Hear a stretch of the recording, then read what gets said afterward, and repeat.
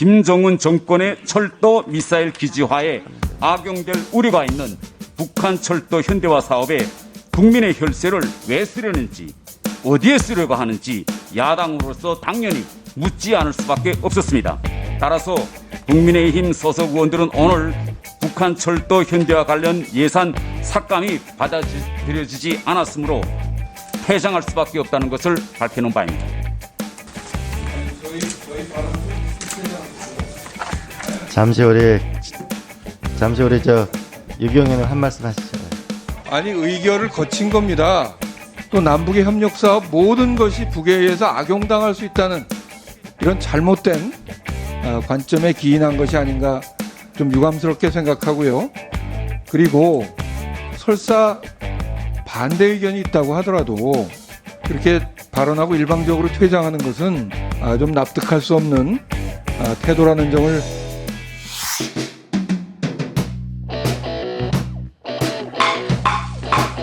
이의가 없으므로 가결되었음을 선포합니다. 원안대로 의결하고자 하는데 이의 없으십니까? 이의 없으므로 가결되었음을 선포합니다.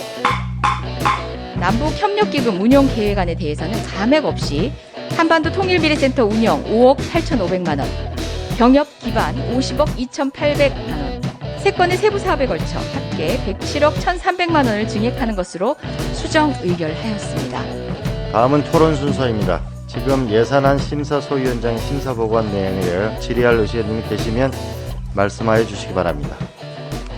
예.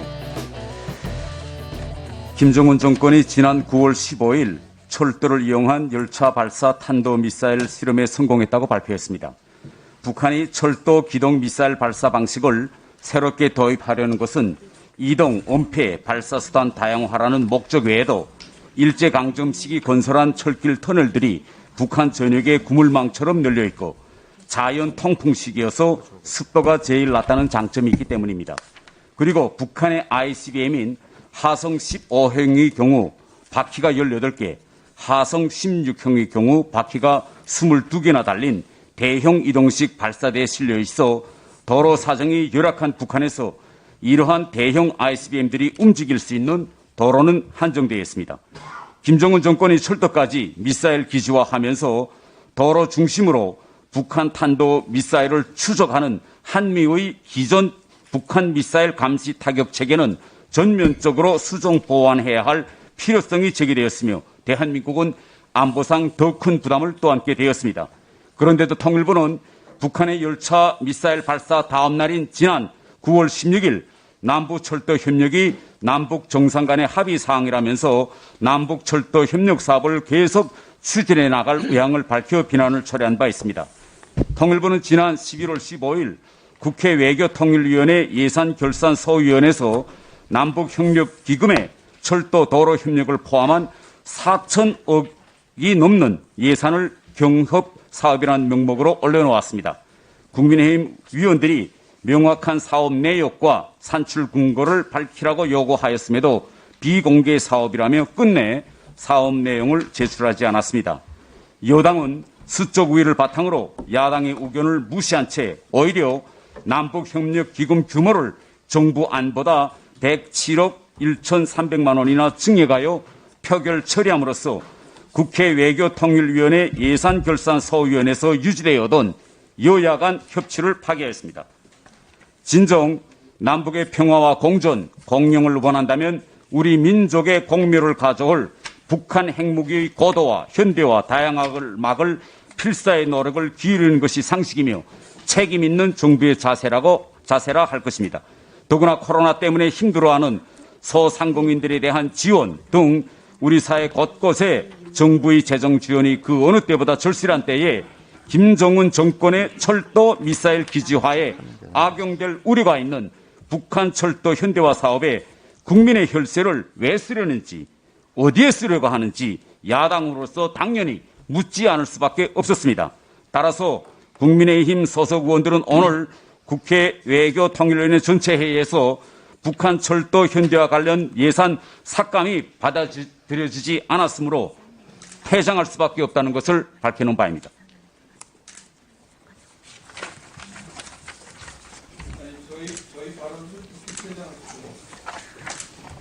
받아들여지지 일단 않았기 때문에 잠시 우리 유경영님 한 말씀 하시죠. 예. 아니 의결을 거친 겁니다. 김석기 소위원장이 같이 앉아서 의결한 사항이에요. 그걸 그렇게 일방적으로 퇴장을 하시면 어떡합니까? 네, 퇴장하셨지만 제가 이 문제 관련해서 조금 말씀드리도록 하겠습니다. 그 남북협력기금 사업은 박근혜 정부나 그 전 이명박 정부 때도 지속적으로 계속 편성돼 왔던 기금입니다. 그리고 그것은 그 기금을 우리가 예산을 통해서 확보하더라도 무조건 사용하는 것이 아니라 남과 북 사이에 그것을 사용할 수 있을 정도의 조건이 만들어졌을 때 사용할 수 있도록 돼 있는 것이라는 건 아마 누구나 잘 아실 것이라고 생각합니다. 그리고 남북 그 철도 협력 사업은 김대중 정부, 노무현 정부에서 시작해서 이명박 정부, 박근혜 정부 때도 철도 연결 사업과 관련해서는 한 번도 폐기하거나 중단한 적이 없습니다. 지금 태영호 의원께서 말씀하신 논리대로라면 남북 협력 과정에서 북쪽에 철도만 지금 얘기를 하셨지만 도로도 해당될 수 있고 그 밖에 어떤 사회 간접 자본과 관련된 모든 사업에 다 적용될 수 있는 얘기입니다.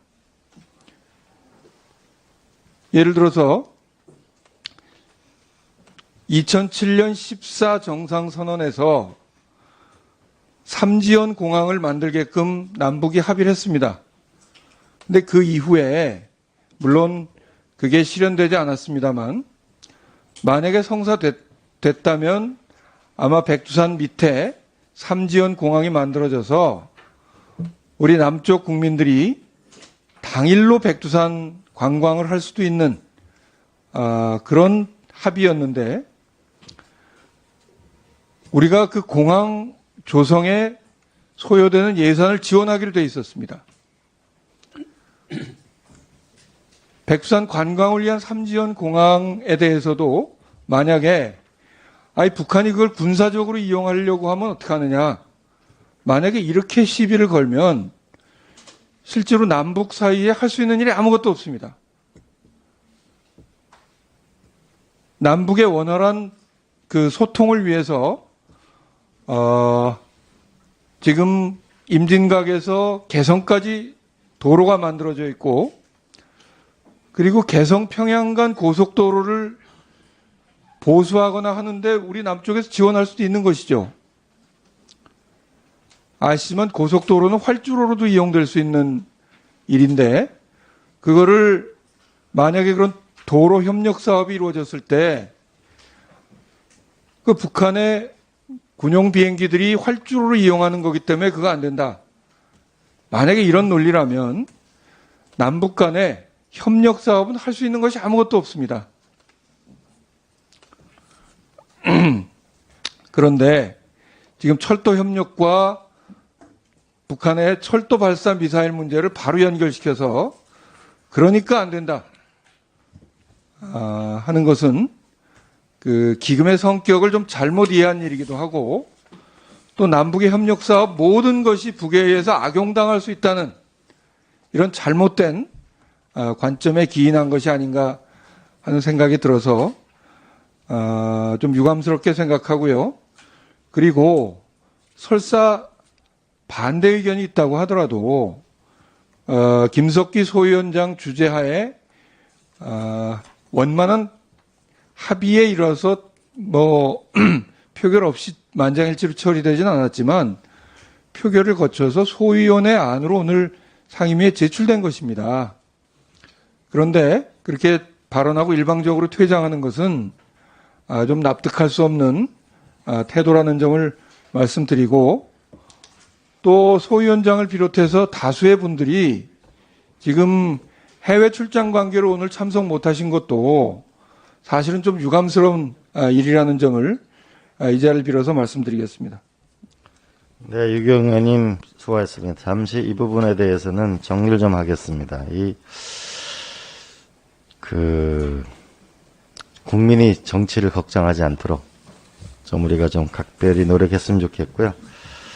이건 어쨌든 우리 소위원회에서 김석기 위원장님 계실 때 합의됐다는 점들을 우리가 함께 인식했으면 좋겠습니다. 또한 지난주에 국회의장님 주재로 전체 상임위원장 오차안에서 이번엔 법정 기한을 반드시 지킨다는 것을 예결위 위원장님께서 말씀하셨고 이것을 우리는 지켜나가도록 하겠습니다. 그리고 국회의 존재 이유는 발언하는 것과 표결하는 것, 그것이 국회의원의 존재 이유입니다. 따라서 앞으로 오늘은 예정대로 예산안을 의결하도록 할 예정입니다. 앞으로 서로 여야 의원들은 서로 의견이 다르더라도 치열하게 토론을 하지만 표결에는 꼭 참여하는 이것이 민주주의의 근본이라는 걸 우리가 함께 헤쳐나갔으면 좋겠습니다.